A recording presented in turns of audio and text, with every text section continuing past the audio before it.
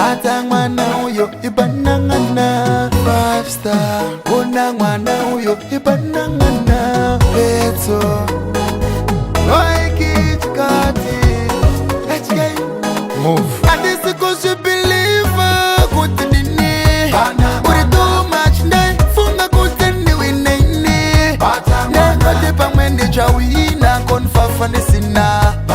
Uri na garandiri busy kuimagina.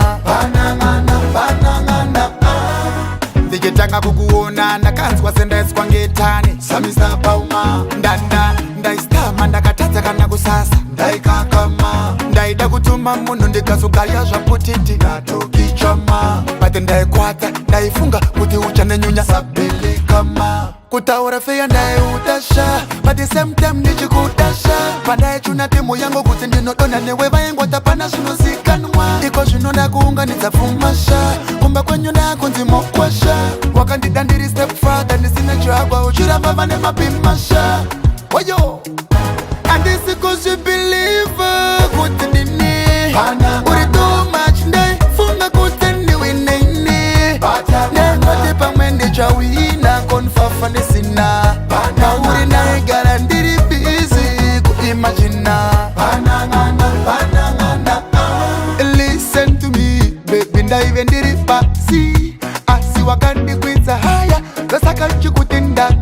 I can't believe you wakandida. Wakandida ndine siripasi. Naivereka sumbwa newaya amadzi ako dzichitunga mudi. I can't believe you wakandida. Pazvanga zvakaoma pandaekanga waya. I can't believe you wakandida. Wakanditi ndine chete munhu waunodesire. I can't believe you wakandida. Ndaiutasha but the same time ndichikudasha pandaichuna timu yangu kuti ndinodonha newe vaingota pana zvinozikanwa iko zvinoda kuunganidza pfumasha kumba kwenyu ndakunzi mokwasha wakandida ndiri step father ndisina chagwa uchiramba vane mapimasha oyo. And this is cause you believe kuti ndine uri too much ndai funga kuti ndiwinene nengo tepa mwende chawina